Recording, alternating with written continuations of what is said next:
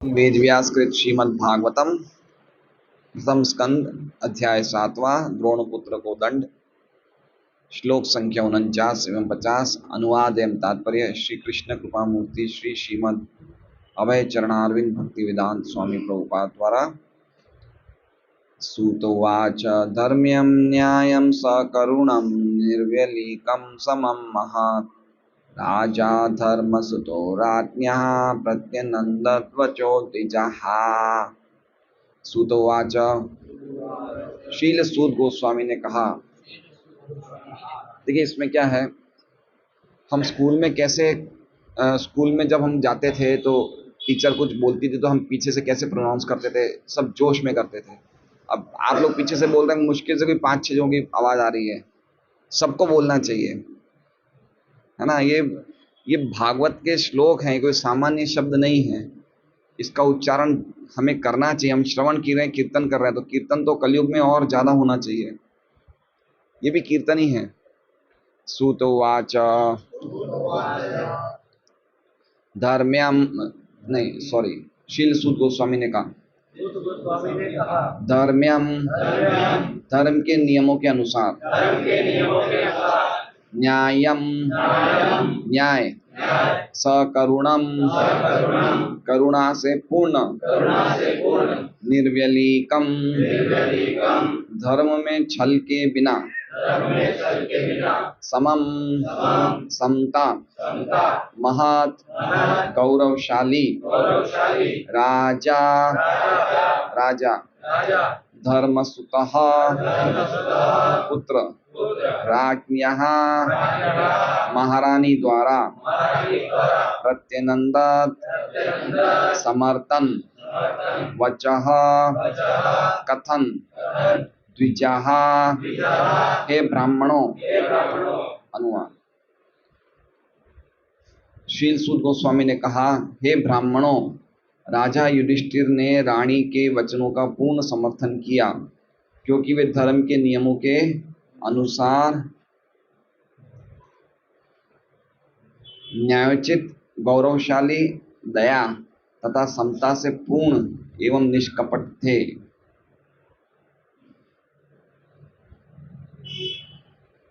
ओम अज्ञानतिमिरान्धस्य ज्ञानाञ्जनशलाकया चक्षुरुन्मीलितं येन तस्मै श्रीगुरवे नमः। श्रीचैतन्यमनोभीष्टं स्थापितं येन भूतले स्वयं रूपकदामयं ददाति च पदान्तिकं। वन्देऽहं श्रीगुरोः श्रीयुतः पदकमलं। श्रीगुरुं वैष्णवांश्च श्रीरूपं साग्रजातं शैलजगन्नाथान्वितं च साद्वैतं सावधूतं परिजनसहितं कृष्ण चैतन्यदेवं श्रीराधा कृष्ण पादान् सहगणललिता श्रीविशाखान्वितांश्च। हरे कृष्णा कृष्णा कृष्णा हरे हरे, हरे राम राम राम हरे हरे। सभी भक्तों को प्रणाम। तो आज मैंने भागवतम में ध्रुव महाराज का प्रकरण पढ़ रहा हूं मैं। तो उसमें एक श्लोक में ध्रुव महाराज जब इतना अद्भुत भगवान का ध्यान करते हैं कि भगवान जो पूरे जगत की संपूर्ण चेतना है वो उनके अंदर उनको वो धारण कर लेते हैं और अपने शरीर के सभी छेद बंद कर लेते हैं, तो पूरे विश्व के लोगों की सांस रुक जाती है। तो चूंकि भगवान संपूर्ण चेतना है, हम लोग व्यष्टि चेतना है, लेकिन भगवान संपूर्ण चेतना है। तो भगवान ध्रुव महाराज के अंदर कैप्चर हो गए, पकड़े गए, इसलिए पूरे जगत की चेतना रुक गई, पूरे जगत के लोगों की सांस रुक गई। तो प्रभुपाद जी तात्पर्य में लिखते हैं कि भगवान की इच्छा से ही हम सांस लेते हैं। हम सांस भी जो ले रहे हैं वो भगवान की इच्छा और मर्जी के बिना हम नहीं ले सकते हैं। तो कितना अद्भुत चीज है, हम सांस भी भगवान की इच्छा से ले रहे हैं। भगवान चाहे तो 1 मिनट में बंद कर सकते हैं हमारी सांस। तो अगर हम सांस भी भगवान की इच्छा से ले रहे हैं, तो ये भागवत क्लास में आ रहे हैं और भागवत क्लास सुन रहे हैं, हरि नाम कर रहे हैं, तो ये क्या अपने आप कर रहे हैं? भगवान की कृपा से हो रहा है, कृपा से हो रहा है ना। जब सांस भगवान की इच्छा से ले रहे हैं तो ये सब तो भगवान की कृपा से ही हो रहा है। हम कुशल मंगल यहाँ तक पहुंच रहे हैं, बहुत बड़ी भगवान की कृपा है। भगवान कब चाहे हमारा 2 मिनट में एक्सीडेंट करवा सकते हैं, करवा सकते नहीं करवा सकते, उनके लिए कोई हंसी ख्याल है? सृष्टि स्थिति प्रलय साधन शक्ति रेखा, वो अपनी खाली इच्छा से सृष्टि स्थिति प्रलय कर दे रहे संपूर्ण ब्रह्मांडों की। तो हमारा एक कीचड़ में एक्सीडेंट होने में उनके लिए कौन सी बड़ी बात है? तो हम यहाँ बैठ रहे हैं, सुन रहे हैं, बहुत बड़ी कृपा है भगवान की।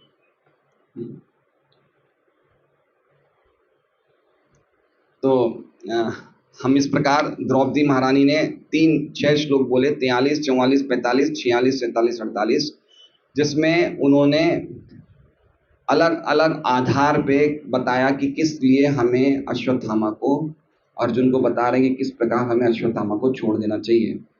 तो उसके आगे जब द्रौपदी देवी सब बोल देती है, उसके आगे क्या होता है वो आज हम देखते हैं। सूत उवाच, मतलब सूत गोस्वामी ने कहा। सूत गोस्वामी किनको कह रहे हैं? शौनक आदि ऋषियों को निमिषारण्य में। इसलिए सबसे पहले लिखा है नीचे द्विजा। द्विजा मतलब हे ब्राह्मणों। शौनक शौनक सूत गोस्वामी किसे कह रहे हैं? हे ब्राह्मणों। फिर आगे क्या कह रहे हैं कि उसके ऊपर एक शब्द देखिए राज्ञा, है ना, तीसरी लाइन में आखिरी शब्द राज्ञा मतलब महारानी द्रौपदी। तो हे ब्राह्मणों, महारानी द्रौपदी के द्वारा, फिर सबसे पहले आ जाइए धर्म्यम मतलब धर्म के नियमों के अनुसार, न्यायम मतलब न्यायोचित, सकरुणम मतलब करुणा के साथ, निर्व्यलिकम मतलब बिना कोई छल कपट के या निष्कपट भाव से, समम मतलब समता के भाव से, और महत मतलब सर्वोत्तम या महत्वपूर्ण। इस प्रकार का वचन जब रानी द्रौपदी ने किया और राजा धर्मसूत ने सुना। राजा धर्मसूत, धर्मसूत मतलब धर्म के पुत्र, मतलब कौन हुए? युधिष्ठिर। तो जब राजा युधिष्ठिर ने ये सब सुना तो क्या किया उन्होंने? प्रत्यनंदत वचो, उन्होंने वचो मतलब रानी द्रौपदी के वचन, उनको प्रत्यनंदत किया मतलब उनका अभिनंदन किया, उनको साधुवाद किया, उनको कॉन्ग्रेचुलेशंस किया कि बहुत अच्छा बहुत अच्छा। ठीक है, तो ये बहुत सिंपल है, इसमें कुछ समझने जैसा नहीं है कि हे ब्राह्मणों, रानी द्रौपदी द्वारा जो वचन कहे गए थे, जो धर्म के आधार पे, न्याय के आधार पे, करुणा के साथ थे, निर्व्यलिकम थे मतलब बिना कोई कपट के थे, समभाव वाले थे और महत्वपूर्ण थे, वो जब राजा युधिष्ठिर ने सुना तो उन वचनों को बड़ा उन्होंने साधुवाद किया, प्रत्यनंदन किया, अभिनंदन किया द्रौपदी का। ठीक है,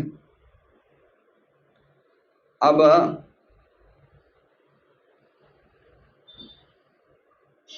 विश्वनाथ चक्रवर्ती ठाकुर कह रहे हैं कि द्रौपदी के शब्दों के अच्छे गुण पिछले 6 श्लोकों में देखे जा रहे हैं। द्रौपदी ने जो वचन दिए उनमें क्या क्या गुण थे वो पिछले 6 श्लोकों में हमने देखा। उन सबसे पहला श्लोक था 1.7.43, जिसमें उन्होंने धर्म के अनुसार कहा। धर्म के अनुसार क्या कहा उन्होंने? उवाच चास हंत्यस्य बंधनायनयनम सती मुच्चिताम मुच्चितामेश ब्राह्मणों नितराम गुरु। वो अश्वत्थामा का इस प्रकार रस्सियों से बांधा जाना सह न सकी और भगवत परायण स्त्री होने के कारण उसने कहा इसे छोड़ दो क्योंकि ये ब्राह्मण है, ये हमारा गुरु है। ये सेंटेंस उन्होंने किसके आधार पे कहा? धर्म के आधार पे। ठीक है, अब आप में से कोई एक जना बताइए कि धर्म का आधार किस, क्या है इसमें, क्या धर्म का आधार है? हाँ, ये धर्म का आधार। हम लोग क्षत्रिय हैं, ये ब्राह्मण है, ये हमारे गुरु है, हमारा धर्म है कि हमें इन्हें नहीं मारना चाहिए। ठीक है, ये धर्म का आधार हो गया। अब दूसरा श्लोक है स रहस्यो धनुर्वेद स विसर्गोपसंयम अस्त्रग्रामश्च भवता शिक्षितो यद अनुग्रहात्। ये द्रोणाचार्य की कृपा थी कि आपने धनुष बाण चलाने की विद्या तथा अस्त्रों को वश में करने की गुप्त कला सीखी। ये उन्होंने किसके आधार पे बोला था? न्याय के आधार पे। तो इसमें क्या न्याय है? न्याय का आधार किस प्रकार है?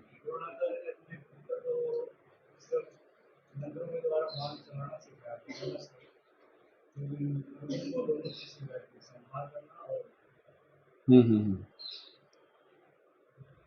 तो हाँ, वो बात सही है। हैं।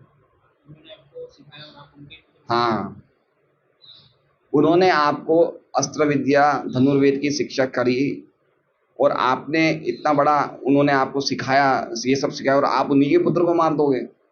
ये कहाँ का न्याय है? ठीक है, ये कहाँ का न्याय है कि उन्होंने आपको सिखाया और आप ही उनको मार दोगे? तो ये कौन सा वचन हुआ? ये न्याय के आधार पे हुआ। ठीक है, उसके बाद हम देखते हैं, स एष भगवान द्रोण प्रजारूपेण वर्तते तस्यात्मनो अर्धम पत्न्यास्ते नान्वगाद वीरसु कुपी। अपने पुत्र द्वारा प्रतिनिधित्व किया जाने के कारण वे द्रोणाचार्य अब भी निश्चित रूप से विद्यमान हैं। उनकी पत्नी कृपि सती नहीं हुई है क्योंकि वे पुत्रवती थी। ये उन्होंने किसके आधार पे करा था? करुणा के आधार पे। इसमें करुणा कहाँ है?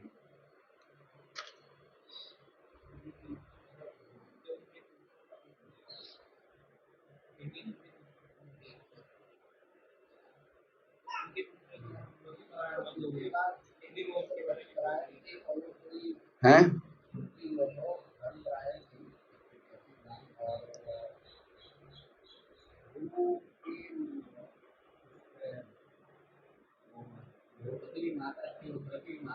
नहीं, वो अलग भाव हो गया, वो करुणा का भाव नहीं है। बताइए।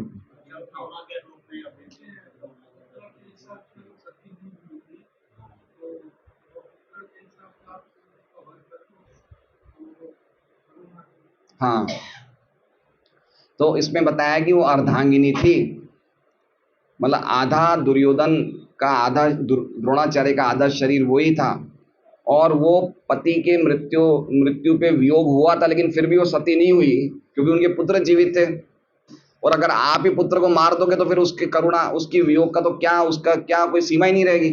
तो इसमें क्या दिखी? उनकी करुणा दिखी। इसमें क्या दिखा? उनका करुणा का भाव दिखा। ठीक है, ये देखिए स्टडी, ये इसे बोलते हैं स्टडी। ये स्टडी होता है, हम लोग ने सुना, अब इसको स्टडी करना चाहिए, इसमें करुणा का भाव क्या है। ठीक है, तो ये करुणा का भाव है। यद्यपि अभी क्या कहते हैं, हाँ बराबर है, निर्व्यलिकम। अब हम देखते हैं, ये सब आप याद कर लीजिए, बहुत अच्छी चीजें हैं ये सब। ये हम भक्तों के लिए बहुत ही आवश्यक है ये सब चीजें। तद्धर्मज्ञ महाभाग भवद्भिर गौरवम कुलम वृजिनम नारहति प्राप्तुम पूज्यम वंद्यम अभिष्णुषः। हे धर्म के ज्ञाता, परम भाग्यशाली, ये आपको शोभा नहीं देता कि आप सदा से पूज्य तथा वंदनीय गौरवशाली परिवार के सदस्यों के शोक का कारण बने। इसमें निष्कपटा भाव कहाँ दिख रहा है? ये स्टेटमेंट उन्होंने दिया, छल, इसमें निष्कपटता का भाव है। तो निष्कपटता का भाव इस श्लोक में कहाँ दिख रहा है हमें?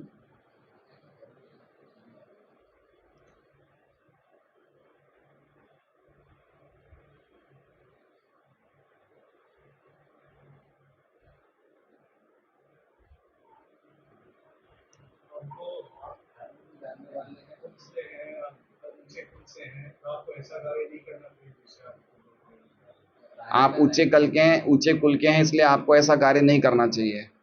ठीक है, और कोई बता सकता है?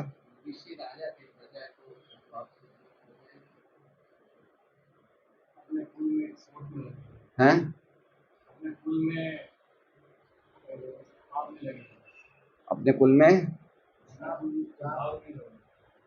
देखिए, कुल में दाग नहीं लगे, इसमें वर्ड क्या है? कपट।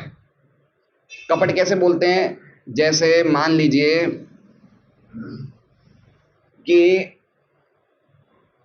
हम बोलते हैं ना, कहावत है, जिसकी थाली में खाए उसमें ही छेद कर दिया, कहावत है ना। मतलब आप जिसके यहाँ पे नौकरी कर रहे हो वहीं पे सेठ को दगा दे दिया। पॉइंट समझ रहे हैं? कपट का अर्थ क्या होता है? धोखा देना। तो इसमें धोखा देने वाली बात कहाँ है? ये निष्कपट भावना कहाँ है इसमें?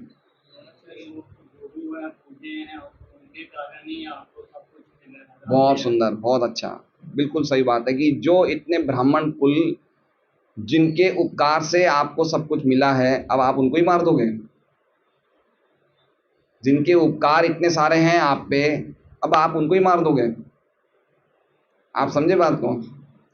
जैसे चैतन्य चैतन्य में एक वर्णन है, कौन था, एक क्या नाम था उसका,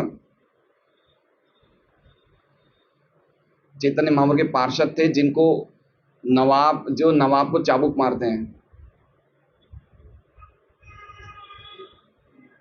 बहुत अच्छा नाम है, मैं भूल रहा हूँ। तो वो क्या था कि चैतन्य, एक उनका क्या नाम था मुझे याद नहीं आ रहा है, वो चैतन्य महाप्रभु के पार्षद थे। तो एक मुसलमान लड़का उनके यहाँ नौकरी करता था, तो उन्होंने उनको तालाब तालाब के लिए गड्ढा खोदने को बोला, तो उस लड़के ने ढंग से काम नहीं किया, तो उस वो चैतन्य महाप्रभु के पार्षद ने उन्हें चाबुक मारा। तो चाबुक मारा तो मतलब प्रेम करते थे लेकिन गलत किया, तो भाई चाबुक भी मार दिया। तो जब बड़ा हो गया मुसलमान लड़का, तो नवाब बन गया वहाँ का, बंगाल का। तो उसकी पत्नी ने एक बार देखा, उसके पति की पीठ देखी, बोली चाबुक का निशान कैसे है? तो बोले वो सिली मुखर्जी, पता नहीं क्या नाम था उनका, बहुत अच्छा नाम था, मुझे याद नहीं आ रहा है। तो बोले इन्होंने मुझे चाबुक मारा था। तो पत्नी क्या बोलते, बोले इसकी जान ले लो, इसने तुम्हें चाबुक मारा। तो बोले मैं कैसे जान ले सकता हूँ, उनके इतने उपकार है मेरे पे, बचपन से उन्होंने बड़ा किया, मुझे सिखाया, आज मैं नवाब हूं, उनके कितने उपकार है। तो ब्राह्मण कुल के इतने उपकार है अर्जुन आप पे, अर्जुन नहीं बोला, आजकल बोलते हैं नाम से, ऐसे अर्जुन तो नहीं बोला पत्नी आजकल नाम से बोलती है, नाम से नहीं बोलना चाहिए पतियों को। तो बोले आपके इतने उपकार हैं, इनके इतने उपकार हैं आप पे, तो आप इनको ही मार दोगे? ये कपट, निष्कपट भावना है। और दूसरा क्या है कि आप तो धर्म के ज्ञाता हैं, अगर धर्म के जानने वाले लोग ऐसा करेंगे तो फिर और लोगों का क्या होगा जो धर्म को नहीं जानते हैं? पॉइंट समझ रहे हैं? इसमें किसका भाव है? निष्कपटता का। पांचवा तो बहुत सिंपल है, आप समझ जाएंगे।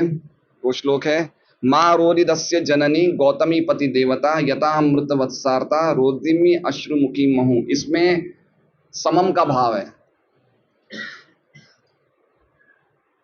इसमें क्या कह रही है द्रौपदी कि हे स्वामी द्रोणाचार्य की पत्नी को मेरे समान मत रुलाओ, मैं अपने पुत्रों की मृत्यु के लिए संतप्त हूं, कहीं उसे भी मेरे समान निरंतर रोना ना पड़े। भारती माता जी आप बताइए।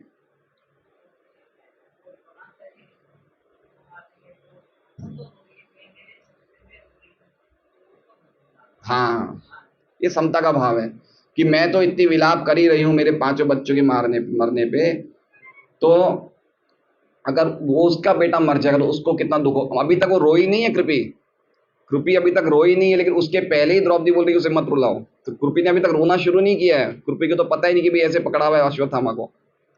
समझ रहे हैं बात को? ये समता का भाव है जिसपे मैंने बहुत जोर दिया था, ये समता का गुण हमारे में होना चाहिए, है ना? जैसे हमारे सुरेश जी के घर में आग लगी, कितने लोगों ने फोन किया, किसी ने बात करी उनसे? नहीं करी ना।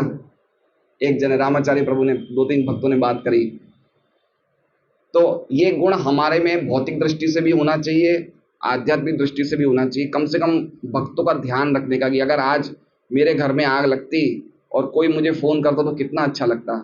तो आज उनके घर में आग लगी तो मुझे पूछना चाहिए कि प्रभु जी सब ठीक है, हम कुछ हेल्प करें आपकी, उनको प्रसाद की बड़ी तकलीफ है, हम आपको प्रसाद बना सकते हैं, तो उनको अच्छा लगेगा कि भाई भक्त लोग मेरे समय पे मुझे याद आए। ठीक है ना? ये इसे बोलते हैं ये बहुत इंपॉर्टेंट चीज है। ये देखिए समता वाला जो पॉइंट है ये हम भक्तों के लिए बहुत इंपॉर्टेंट है। पूरी दुनिया धीरे धीरे नास्तिक बन रही है। नास्तिक मतलब पता है क्या होता है? नास्तिक का अर्थ क्या होता है? नास्तिक का अर्थ क्या होता है, जल्दी बताइए, स्पष्ट अर्थ। जो भगवान को, परफेक्ट मीनिंग है जो शास्त्र को नहीं मानते। भगवान को नहीं मानना भी अर्थ होता है, लेकिन जो उसका बिल्कुल अचूक मीनिंग है कि जो शास्त्र को स्वीकार नहीं करते। वेद ना मानिया बौद्ध है तो नास्तिक। चैतन्य महाप्रभु बोलते हैं कि जो वेदों को नहीं मानते हैं ऐसे बुद्ध के अनुयायी, ये सब नास्तिक हैं। तो हम देख रहे हैं पूरी दुनिया नास्तिक हो रही है, धीरे धीरे शास्त्रों में लोगों का विश्वास कम हो रहा है। तो आज हम उनकी स्थिति में होते तो हमें हमारा कैसा होता हाल। तो इसलिए हम या तो उनको इस स्थिति से निकालने के लिए उनको अपना, जैसा हमें आज शास्त्र पढ़ के इतनी खुशी हो रही है, तो क्यों ना हमारी स्थिति पे उनको लाया जाए। इसलिए शास्त्रों का प्रचार करना चाहिए, ग्रंथों का प्रचार करना चाहिए, वितरण करना चाहिए। ये भाव होना चाहिए। तो बहुत इंपॉर्टेंट है समम वाला भाव। और आखिरी क्या है? ये कौपितम ब्रह्मकुलम राजन्ये अजितात्मभिः तत्कुलम प्रदहत्याशु सानुबंधम चुचार्पितम। यदि इंद्र तृप्ति में निरंकुश बनकर राजकुल ब्राह्मण के कुल को अपमानित और कुपित करता है तो क्रोध की अग्नि समस्त राजकुल को जला देती है और सबको दुख देती है। ये कौन सा है? महत्वपूर्ण, महत, सर्वोत्तम। अब इसमें आप कैसे बोलेंगे ये महत्वपूर्ण है या सर्वोत्तम है?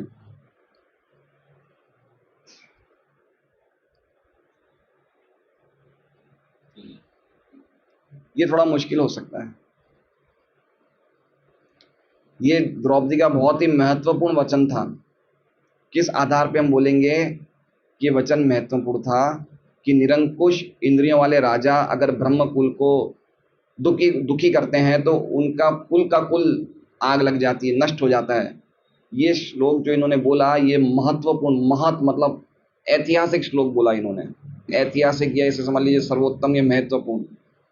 तो किस हिसाब से बोला, किस आधार पे बोला? हम्म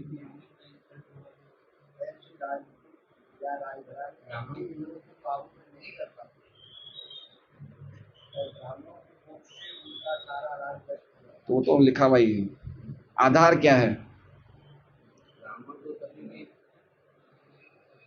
देखिए विश्वनाथ चक्रवर्ती ठाकुर क्या कहते हैं कि ये शब्द उन्होंने निष्ठुरता से बोले थे। द्रौपदी ने कैसे बोले थे अर्जुन को? निष्ठुरता से, मतलब कठोर रूप से बोले थे। किसके लिए? अर्जुन के हित के लिए बोले थे। जैसे हम बोलते हैं ना कि अरे नालायक ऐसा करेगा तो खत्म हो जाएगा तेरा जीवन, तो द्रौपदी ऐसे बोल रही अगर इनको मार दोगे तो अपना खानदान खत्म हो जाएगा, ऐसे। तो ये क्या सर्वोत्तम है, महत है, ये ऐतिहासिक वचन बोले ये कि इनको कुछ हो गया तो अपने कैसे बचेंगे। अगर इनके वो श्लोक क्या था कि अगर हमारे द्वारा कुछ ऐसा कार्य हुआ जिससे ये लोग शोक शोक में आ जाएंगे, दुखी हो जाएंगे, तो हम सब लोग जल के राख हो जाएंगे, मतलब हमारा सत्यानाश हो जाएगा। तो इस तरह से द्रौपदी ने ये वचन थोड़े हार्ड वर्ड्स में बोले। समझ रहे हैं आप? ऐसे मधुरता से नहीं बोले, थोड़े कठोरता से बोले। क्या कर रहे हो आप भाई, इनको मार दोगे तो हमारा क्या होगा? समझे? तो ये ब्राह्मणों के कुल को दुख पहुंचाने का नतीजा है कि कभी हमें ब्राह्मणों के कुल को या वैष्णव के कुल को दुख नहीं पहुंचाना चाहिए। अगर हम भागवतम पढ़ेंगे तो भागवतम में राजा नृग की कथा है। सोवरांश का थोड़ा आ गया, दोनों प्रथम थोड़ा आगे लिए, राजा नृग की कथा है। पढ़ी थी 10वें स्कंद में राजा नृग की कथा।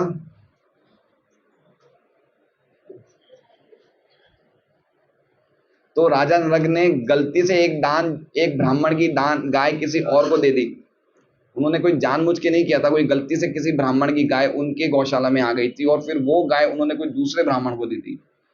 इसके कारण दोनों ब्राह्मण परेशान हो गए, दोनों ब्राह्मण क्रोधित हो गए। उन्होंने तो कोई श्राप भी नहीं दिया था, लेकिन खाली उनके दुखी होने से, उनके क्रोधित होने से अगले जीवन में राजा नृग छिपकली बन जाते हैं। और उसमें भगवान अपने बच्चों को बहुत शिक्षाएं देते हैं कि ब्राह्मणों को कभी, बहुत अच्छी शिक्षाएं उसमें आखिर में वो चैप्टर के। तो इस प्रकार ये 6 जो वचन दिए थे द्रौपदी ने, इस प्रकार इसका विश्वनाथ चक्रवर्ती ठाकुर भी ऐसे ही कह रहे हैं कि उनके ये शब्दों के अच्छे गुण पिछले 6 श्लोकों में दिख सकते हैं। उनके शब्द धर्म के प्रति श्रद्धापूर्ण थे, इसलिए उन्होंने कहा कि इस ब्राह्मण को छोड़ दो क्योंकि हमारे गुरु हैं। 1.7.43 उनके वचनों में न्यायपूर्ण था, इसलिए उन्होंने कहा कि इनके पिता ने तुम्हें शिक्षा सिखाई है धनुर्विद्या, इसलिए इसे छोड़ दो। ये 1.7.44 उनके शब्द कृपा से भरे हुए थे, इसलिए उन्होंने कहा कि पत्नी पति का आधा हिस्सा होती है, तो कृपी भी द्रोणाचार्य का आधा हिस्सा है। 1.7.45 उनके शब्द किसी और को कष्ट नहीं देना चाहते थे, इसलिए उन्होंने कहा कि अपने गुरु के कुल को कष्ट मत पहुंचाओ। 1.7.46 उनके शब्द में एक मधुरता थी, समानता थी, इसलिए उन्होंने कहा कि इसे मेरी तरह मत रुलाओ। 1.47 और उनके निष्ठुर वाक्य जो अंततः अर्जुन के हित के लिए थे, सुनने वाले के हित के लिए थे, इसलिए उन्होंने कहा कि क्रोधित ब्राह्मण क्षत्रियों के खानदानों को जला देंगे। ये 1.7.48। तो मेरे हिसाब से अब मोटा मोटी आप लोग को ये 6 जो हमने श्लोक बोले, इसका थोड़ा तो अर्थ हम लोग को समझ गए होंगे, धर्म के आधार पे, न्याय के आधार पे, करुणा के आधार पे, सब कुछ।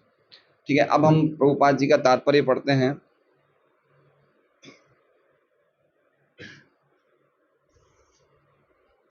तात्पर्य, महाराज युधिष्ठिर जो धर्मराज या यमराज के पुत्र थे, उन्होंने महारानी द्रौपदी के इन वचनों का समर्थन किया कि अर्जुन अश्वत्थामा को मुक्त कर दे।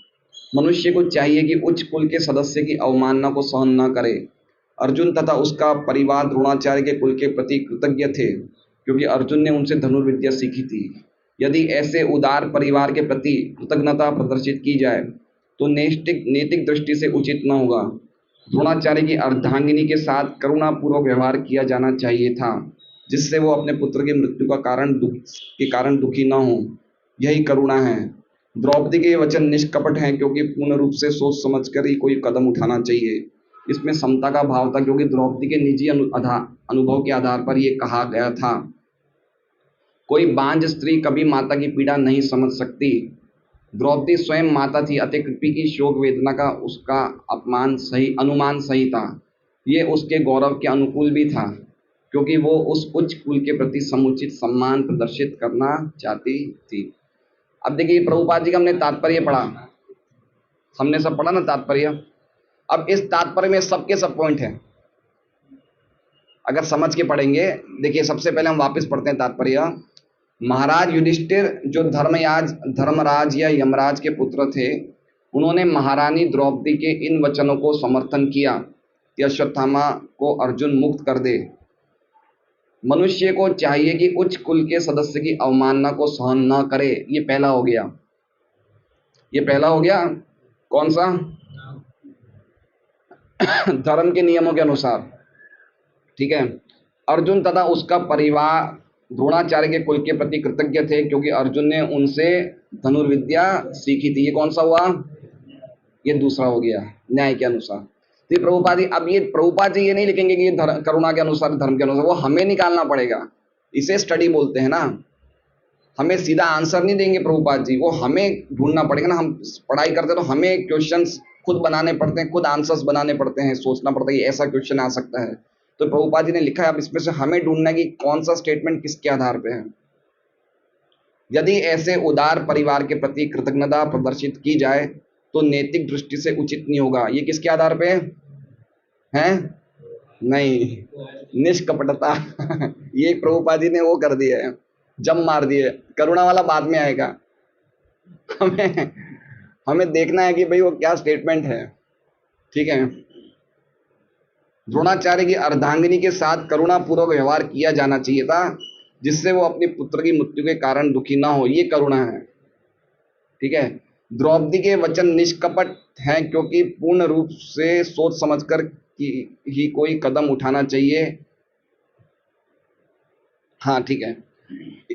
द्रौपदी ने निजी अनुभव के आधार पर यह कहा था, कोई बांझ स्त्री कभी माता की पीड़ा नहीं समझ सकती। द्रौपदी स्वयं माता थी, अतः कृपी की शोक वेदना का उसका अनुमान सही था।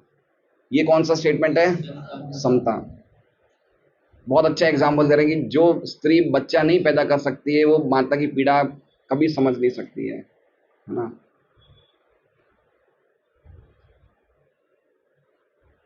ये उसके गौरव के अनुकूल था, क्योंकि वो उस उच्च कुल के प्रति समुचित सम्मान प्रदर्शित करना चाहते थे। ये छठा पॉइंट है, महत्व। पूरा सम्मान देना चाहिए, उनको शोक नहीं पहुंचाना चाहिए। ठीक है। अब हम खाली ये श्लोक पढ़ लेंगे। नकुल स देवश्च युधानो धनंजय भगवान देवकी पुत्रो ये चान्येयाश्च योषितः।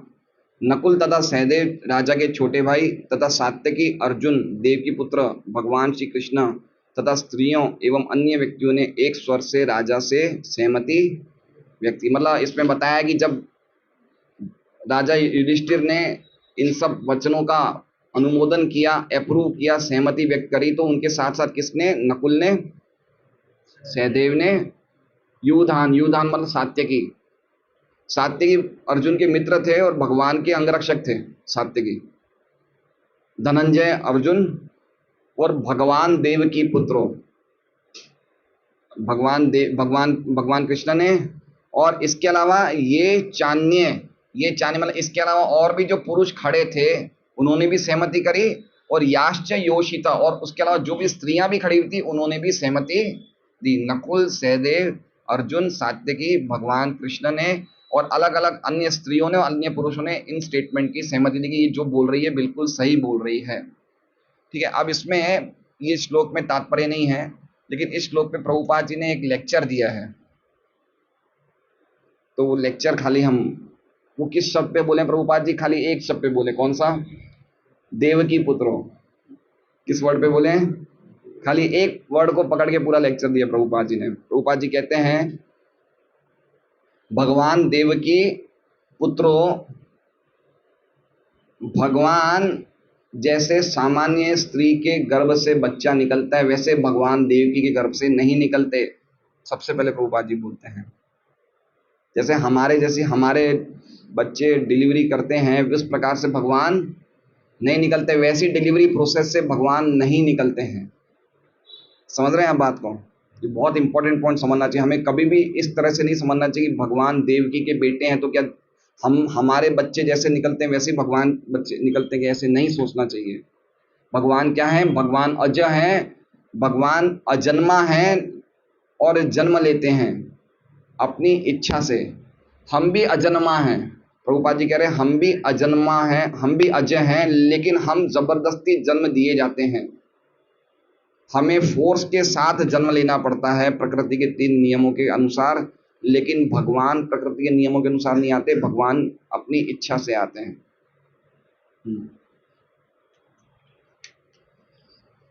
तो इसलिए हमें समझना चाहिए कृष्ण भगवान है, कृष्णस्तु भगवान स्वयं, वो देवकी और वसुदेव के पुत्र के रूप में आते हैं, लेकिन एक सामान्य बालक की तरह नहीं आते। अगर हम इतना भी जान जाएं तो हम मुक्त हो जाएं। खाली इतना भी हम समझ जाएं कि भगवान सामान्य बच्चों की तरह नहीं आते, वो प्रकट होते हैं, उनका जन्म दिव्य होता है, तो हम इतना जानने से मात्र से मुक्त हो जाएंगे और हमारा कार्य है मुक्ति। प्रभुपाद जी लिखते हैं आवर बिजनेस इज लिबरेशन। ये हमारा मुख्य कार्य है। अगर हम ये कार्य पूरा नहीं करते तो मनुष्य जीवन का उद्देश्य क्या रह गया है? हमें मनुष्य जीवन ही क्यों मिला है अगर हम मोक्ष के लिए प्रयास नहीं करते? और इसलिए हमें अपना मनुष्य जीवन, कीमती जीवन कुत्ते बिल्लियों की तरह नहीं खराब करना चाहिए। ये हमारा सबसे बड़ा कार्य है कि भगवान को समझने का प्रयास करना चाहिए। तो ये बहुत इंपॉर्टेंट बात बोला। और प्रभुपाद जी लिखते हैं आगे, बोलते हैं कि अभी कलयुग के कितने साल हुए हैं? 5000 साल हुए हैं, और 5000 साल में हम देख रहे हैं कि किस प्रकार शास्त्रों में लिखी हुई बातें सब सही है, कितने समस्याएं दिन प्रतिदिन बढ़ रही है हैं। तो अभी तो कलयुग के 4,27,000 साल बाकी है, तो उस समय कितनी ज्यादा समस्याएं और ज्यादा बढ़ जाएगी। इसलिए हमें अपने कृष्ण भावनामृत का काम धंधा इसी जन्म में पूरा कर लेना चाहिए। अगर इस जन्म में हम पूरा नहीं करेंगे तो हमें आगे जन्म लेना पड़ेगा, और आगे जन्म लेने का मतलब हमें और ज्यादा तकलीफें आएगी। हमें ऐसा नहीं समझे कि हमें तकलीफें कम हो जाएगी, तकलीफें आगे जाके और ज्यादा बढ़ जाएगी। आगे प्रभुपाद जी लिखते हैं, भगवान कह रहे हैं जन्म कर्म च मे दिव्यम एवं योजित तत्वतः, कि भगवान को तत्व से समझना चाहिए, खाली भारी नहीं, तत्व से कि किस प्रकार भगवान देवकी और वसुदेव के पुत्र के रूप में प्रकट होते हैं। यद्यपि भी वो अजन्मा है, अजोपि सन अवय आत्मा, वो अजय है लेकिन फिर भी वो सबके मालिक हैं, सबके ईश्वर हैं, लेकिन फिर भी वो जन्म लेते हैं। ये अचिंत्य चीज है। एक तरफ हम क्या कह रहे हैं? वो अजन्मा है, और दूसरी तरफ वो जन्म ले रहे हैं। ये कैसे संभव है? एक तरफ हम कह रहे हैं वो जन्म नहीं लेते हैं और एक तरफ कह रहे हैं वो जन्म ले रहे हैं। कैसे संभव है? उनकी अचिंत्य शक्तियों द्वारा। इसलिए जीव गोस्वामी कहते हैं कि जब तक हम भगवान की अचिंत्य शक्ति को स्वीकार नहीं करेंगे तब तक हम भगवान को नहीं समझ सकते। अब कोई प्रभुपाद जी आगे बोल रहे हैं कि कोई व्यक्ति ऐसा बोल सकता है कि देवकी के लड़के के रूप में भगवान आए, इसका मतलब भगवान कैसे बच्चे बन सकते हैं? तो प्रभुपाद जी कहते हैं कि हम भगवान को अपने नियमों के अनुसार नहीं रोक सकते हैं। भगवान हमारे नियमों के अंदर नहीं है, वो कुछ भी करना चाहे कर सकते हैं। अगर वो हमारे नियमों के अंदर आ जाएंगे तो फिर वो भगवान कैसे हुए? समझ रहे हैं बात को? तो हम ये नहीं बोल सकते हैं कि भगवान ने ऐसा क्यों किया। ऐसा हम कभी कभी बोलते हैं ना, ऐसा हमारे साथ क्यों हुआ, या ऐसा क्यों हुआ, भगवान ने क्यों रास किया दूसरी औरतों के साथ। भगवान हमारे नियमों के अंदर नहीं है। पॉइंट समझ रहे हैं? अगर हमारे हमारे नियमों के अनुसार भगवान रहेंगे तो फिर वो भगवान कैसे हुए? और आगे प्रभुपाद जी कह रहे हैं कि भगवान परम नियंता हैं, परमेश्वर है, लेकिन वो माँ यशोदा से नियंत्रित होना चाहते हैं।